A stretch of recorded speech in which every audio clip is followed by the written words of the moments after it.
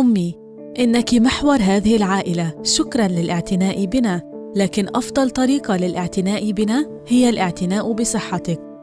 سيدعوك بريست سكرين لإجراء فحص مجاني للثدي كل سنتين بدءاً من سن 50 سنة حتى 74 سنة، والطريقة هي كالتالي: لحجز موعد عن طريق مترجم شفهي لإجراء فحص الثدي، اتصلي على الرقم 131450 واطلبي وصلك ببريست سكرين فيكتوريا، أو زوري الموقع الإلكتروني breastscreen.org.au. هناك عيادات في كل أنحاء ولاية فيكتوريا. في يوم الفحص يمكنك الذهاب بمفردك أو يمكنك أخذ شخص معك مثلي.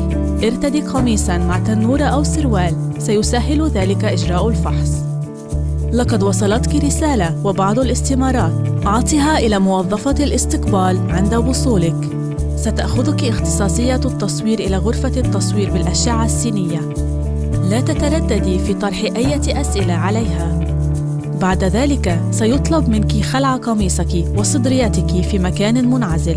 إذا كنت تفضلين لبس رداء فحص، ما عليك إلا أن تطلبيه. ستقوم اختصاصية التصوير بأخذ صورتين لكل ثدي، وستضع كل من ثدييك برفق على الآلة. ستشعرين بشيء من الضغط على ثديك، وذلك للحصول على أفضل صورة.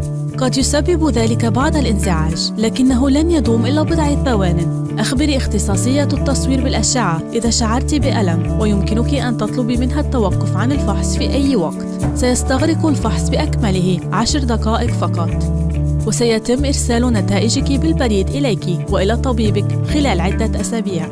إذا كانت هناك حاجة لإجراء فحوص أخرى، فسيتم الاتصال بك، علماً بأن معظم النساء اللواتي يطلب منهن العودة لا يكن مصابات بسرطان الثدي.